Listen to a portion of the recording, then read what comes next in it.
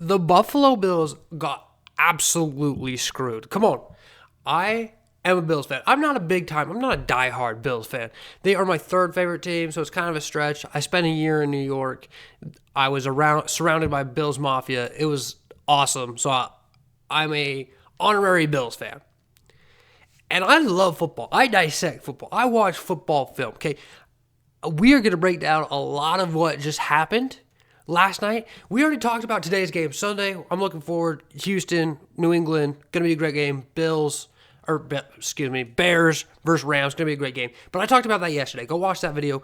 But today we are talking about the Buffalo Bills and the Denver Broncos game and what is so infuriating about it.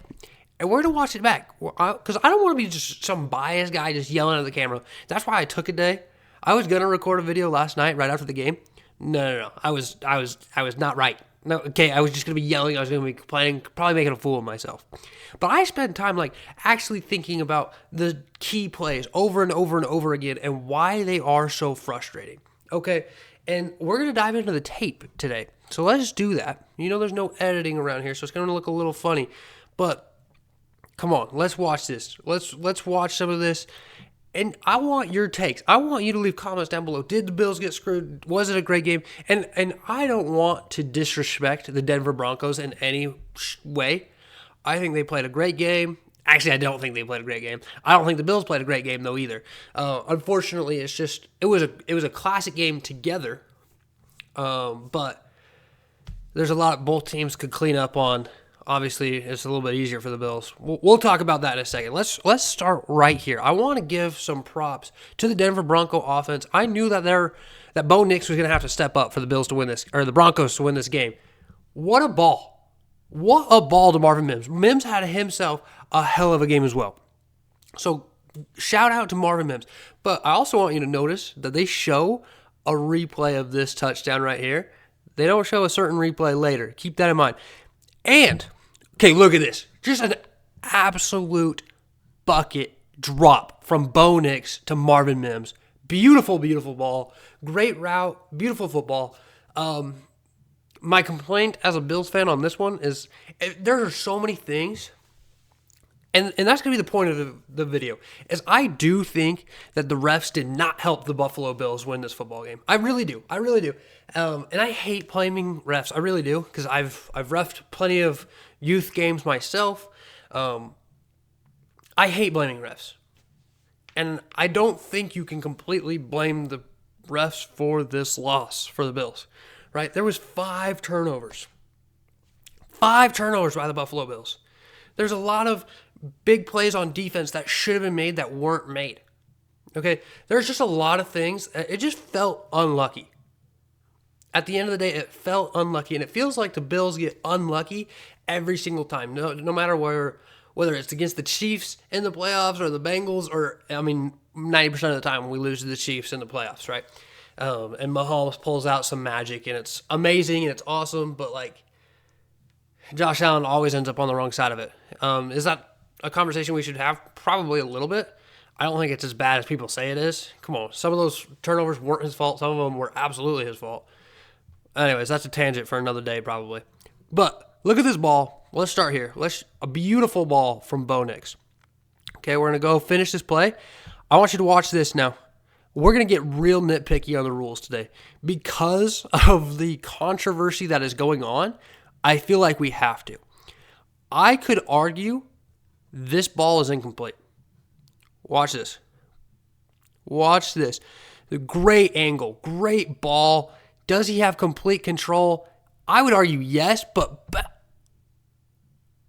did you see the ball move when it hit the ground? Did you see the ball move when it hit the ground? Yes or no? Yes or no? I think that's a catch every single day of the week. By the rules, I don't think that's a catch. Let's see. Oh, hold on. Let me get us back into view, okay? Great ball again. I don't want to take away from the Broncos, but if we're going to get nitpicky, we're going to get nitpicky. So he gets 1 foot, 2 foot. Does he make a football move? I don't really think so. He does not survive the ground, technically. That ball moves. That does not survive the ground. That is an incomplete pass by rule. Okay? All right? Then Josh Allen leads the Bills with his hook and ladder. Ray Davis should have got out of bounds. I think he thought he was faster than Singleton here. And Huifunga, he should have got out of bounds, but he didn't. Anyways, Matt Prater hits the long field goal. We go into overtime. Overtime, the Bills get their stop.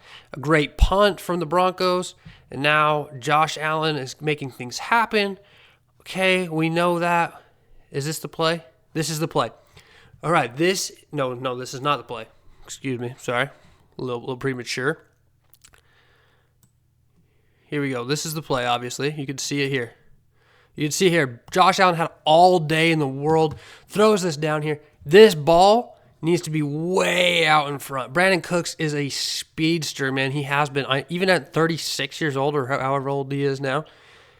This ball has got to get farther down the field. If he doesn't have to slow down and come back to this ball, no chance that's an interception. That's a walk-in touchdown. We're going to the AFC Championship game. So I'm going to scrutinize and criticize every single thing on both sides, or all three sides. Okay, I'm going to scrutinize the Bills. I'm going to scrutinize the Broncos, and of course, we're going to go after the refs. Okay, that's what today's video is about. I want to be as neutral as possible, even though the title of this video is a Bills fan's reaction. Okay, so I get it. I am a Bills fan. I'm obviously biased. But let's talk about this play. This is the controversial play of the game. 3rd and 10 in overtime. It looks like a catch. In my house, I'm standing up. I'm screaming. I'm like, let's go. We just won. We're going to the AFC Championship. Let's go. And then McMillan comes out with the football. And I'm like, that's kind of weird. And then the ref points that way. I'm like, dog. I'm like, okay, interesting. Could be true. Let's look at it. Whoa, NFL Highlights decides not to show the replay. That's super cool. On the TV, they did show the replay, but they never reviewed this play, which is absolutely crazy to me. You cannot challenge. The Buffalo Bills are not allowed to challenge this play because it's overtime rules. All replays have to come from upstairs. Buffalo did what they could. Sean McDermott called a timeout and made the NFL think about it to at least review it, and they chose not to. They're like, nah, we're good. Let's keep it going. Horrible, especially when they call a timeout. You might as well just look at it, right? Oh my gosh, they did not. So let's look at some things. Let's look at some plays. Let's look at this. To me, that looks like possession of the football. It does not look like he has enough say in it to say that that's not possession of the football. All right, this is the picture that all fans are posting on Twitter and whatnot. This looks clear as day. He's got possession there. The knee is obviously down, so down by contact. Now, again, according to the rules, you must survive the ground. So, what we know, let me duplicate this tab. You must survive the ground, okay? We understand that part.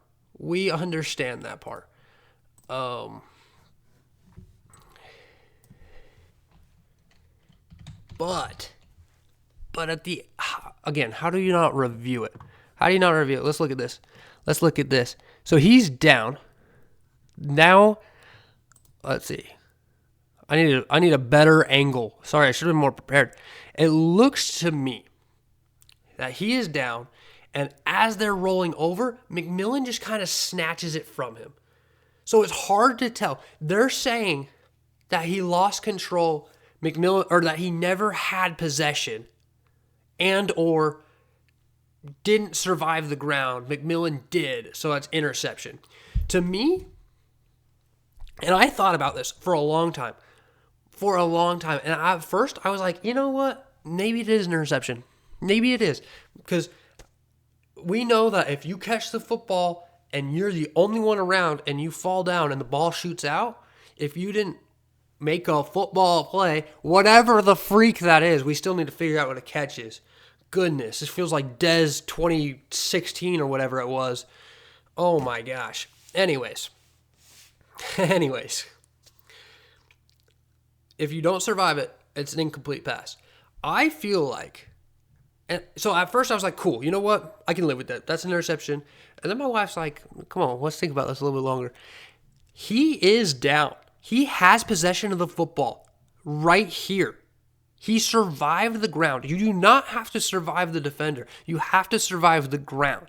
He survives the ground, and then this is where McMillan just snatches it from him. And no disrespect, like, come on. McMillan just snatched it from him. As he should. That's a great play by McMillan. Obviously put him in this situation to win the game. But when have you ever been able to take the ball from a downed receiver? That ball, he has control. He survived the ground. He is laying on his back, and homeboy just took it from him. He never lost possession until McMillan rips it from him. If he just lost the ball because he lost it from the ground, that's one thing. I do not believe that is what happened. That is my big problem. Okay, I got to go big screen on this. We're going back to big screen. He did not lose possession from the ground. He lost possession by McMillan ripping it from him. All right, let's go watch let's go see other people's reactions. Okay, we've got a bunch of former NFL players weighing in on this one. Richard Sherman, who was a cornerback, mind you, a DB, the same kind of guy that McMillan is here. I have never seen a contested catch like this ever be called anything but a catch. Hold on. My bad. I have never seen a contested catch like this ever be called anything but a catch. Even as a DB, you know that if it's even a tie, it will go to the receiver. Can't believe this decided the game. This is now a new precedent. They just set a new precedent because now we're never going to know. But they decided to make this precedent in the middle of an NFL playoff game. Horrific. This, Dan Orlovsky, 7-year NFL veteran, analyst for the ESPN, ruled an interception and ended Buffalo's season. This is a catch every single time. Marshall Newhouse also played football for 10 years. I believe he was a Packer most of those years. I've watched this play 30 times and I'm still livid. I don't believe he was ever a Bill. I could be wrong there. But it's a catch. At worst, tie goes to offense. If not, at worst, it's incomplete. I disagree with this take because the ball never touched the ground. So I don't agree with that one. Okay, didn't mean to do that. If it was ruled an interception on the field, take time and review it. For sure. That's what drives me crazy, is that they didn't even take the time to review it. In an NFL playoff game, winner goes to the AFC Championship. Come on now. Now, Shannon Sharp says it's rules. If player catching the football goes to the ground, he must... Why does Shannon Sharp talk like he's 5? He must maintain possession throughout the entirety of the catch. Did he maintain possession or did the DB take it away? He completed the catch and then the DB took it away. But Shannon Sharp is a Broncos legend, so yeah, take that as you will. Gene Steratore, the rules expert in the CBS broadcast booth with Tony Romo and Jim Nantz, he said during the game that it was obviously an interception. At some point when reviewing plays, the league should consider adding a speed threshold for anything involving the element of time. When you slow plays down to 1/100th of the speed, it distorts what actually happened and makes it look like. Since fucking when? Since when? Come on. We have slowed the game down for replays over and over. I remember watching an Arizona Cardinals game this year. They're like, his knee barely touched the ground or barely touched the tip of the grass. You know what? That means he's down. That's a fumble. That's okay. We touched the tip of the grass. Even though in full speed, live action, it looked like a fumble 1,000 out of 1,000 times. I wish I could remember the play to show you. But we're going to talk about, now we can't slow the game. And we're not even slowing it down that much. And we are just asking you to review it. I wouldn't be this hot if you just reviewed it. I'd still probably be upset, don't get me wrong. But I wouldn't be this hot if you just took the time to actually review it. So let's look at the rest of what his tweet was. So this is 3 paragraphs, which explains, basically just says, I don't want to look stupid. I need a freaking paragraph to sound smart. Nobody's going to actually read this and just believe what I say. Dude, come on. Okay, all right. For a catch, secure control of the ball. Check. 2 feet down inbounds. Obvious. After A and B have been fulfilled, clearly performs any act common to the game. Extend the ball forward, take an additional step, tuck the ball away, turn upfield, or avoid to ward off an opponent.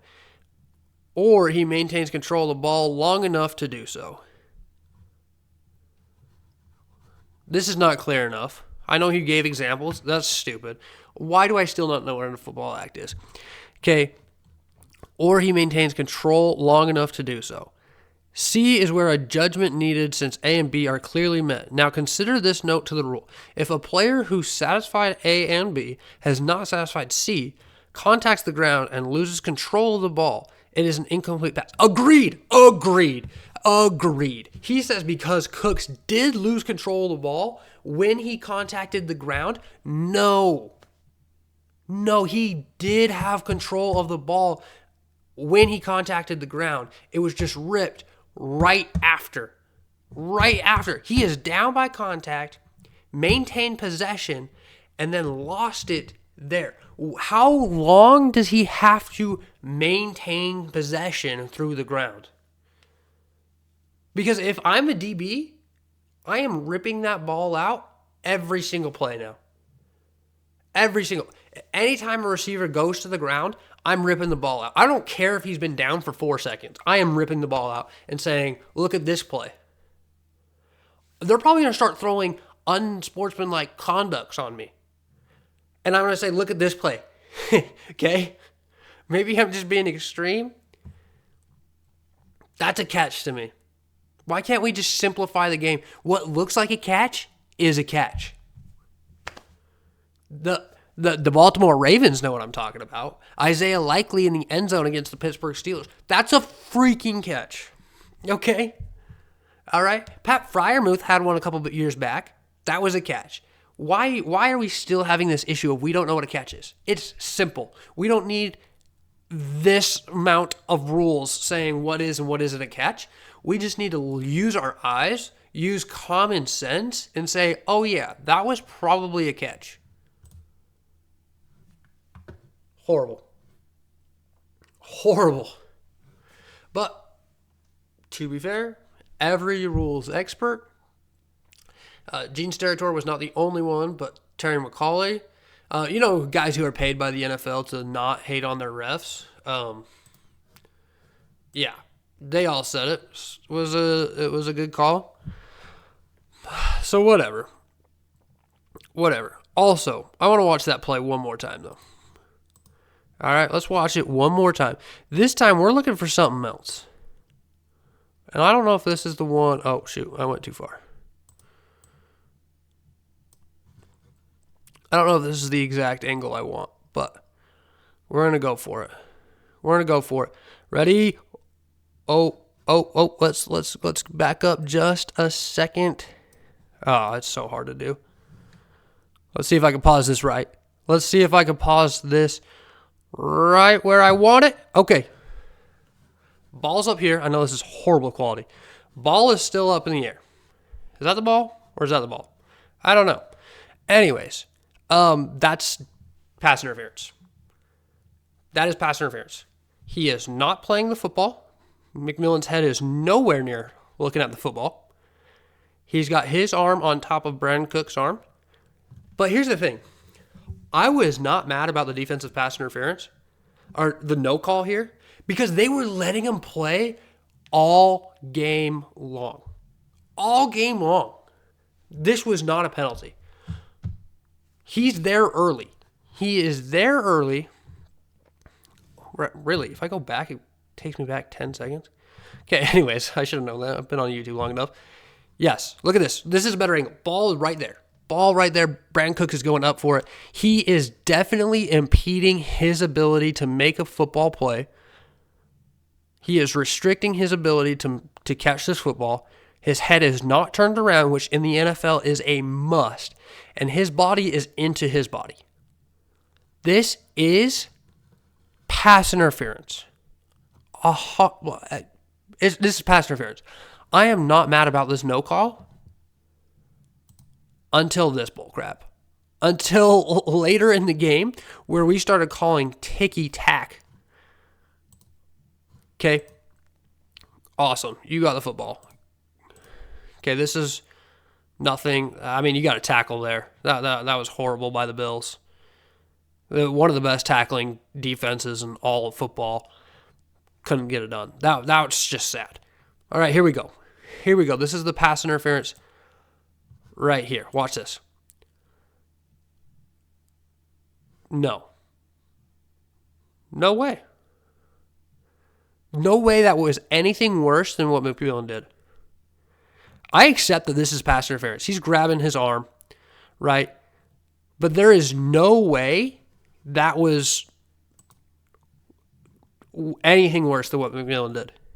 Okay, this one, on the other hand, there's no excusing this. This should have been a 15-yard penalty regardless, but it was a lot closer than the spot of the foul. Would have saved a couple yards, is all I'm saying. I just hate that they called that when they didn't call it on the other side. That's it. And there was one at the end of regulation that I didn't show you that should have been called as well. This one is pass interference. Again, he barely beat the ball. Trey White barely beats the ball there. So I would not call that if you had been officiating it the way you had been officiating it all game long. They were letting the ticky-tack stuff go. They were letting them play, as they should. To punch your ticket to the NFL or to the AFC Championship game, let them play. I'm all for it. Let them play. Oh, no. Am I breaking up? Hopefully I'm not lagging too much. Anyways, let them play for the AFC Championship. I'm cool with that.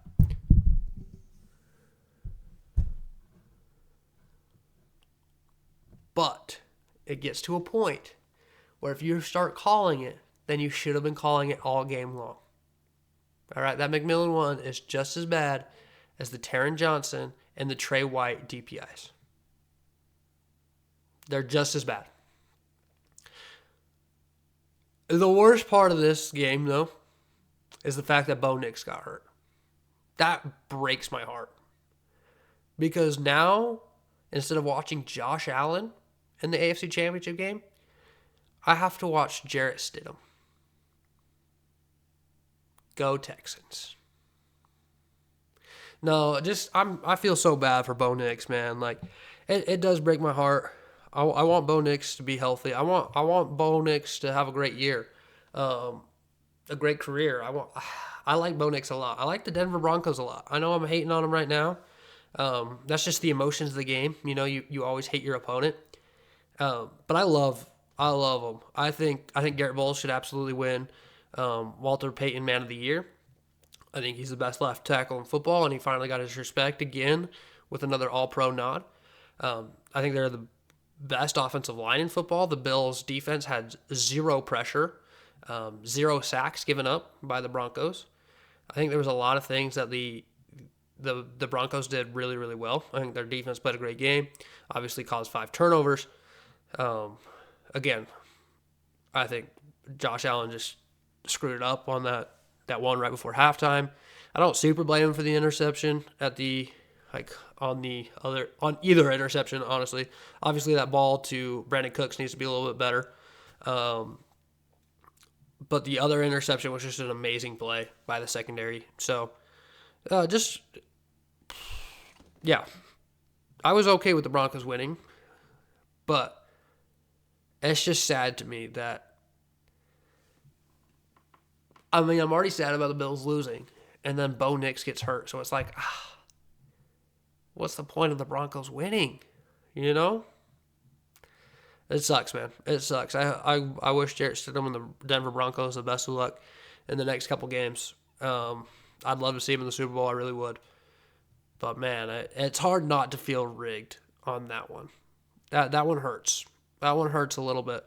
just because of the inconsistencies by the reffing. That's all. Obviously, the Bills don't turn over the ball 5 times, okay? If James Cook doesn't fumble at the beginning of the game, we're already scored 7. Denver went down and got 3. If we can make this a 14-3 game, because we were moving the football easily at the beginning of the game. Easily. And then we fumbled. And then it was just kind of all downhill from there. So if we just play smarter football, we win this game. All right? If we only turn the ball over 4 times instead of 5 times, we win this game.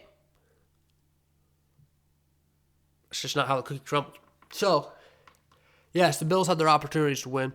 That's why I'm not mad at the Broncos. The Bills had their opportunity. That's why I'm just heated about this, because it's the playoffs, man. It's the playoffs.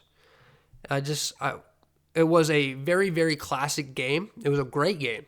I loved every second. Honestly, every playoff game outside of the Seahawks 49ers has been an amazing game. And it's been super fun to watch. I just don't want good football wasted by poor reffing at the end. That's all. It just hurts. But you know what? It is what it is. Bills had their chances. I'm not mad at the Broncos. I hope the Broncos go have success. So we got some great games coming today, again, with the Patriots and the Texans. Made a video about it. I want to know your thoughts on the Bills, Broncos. Leave them down in the comments, and we'll lay it to rest. We won't talk about this game again until next time we don't know what the heck a catch is. All right? But thanks for watching. I know this was a longer one. Hopefully it turned out well.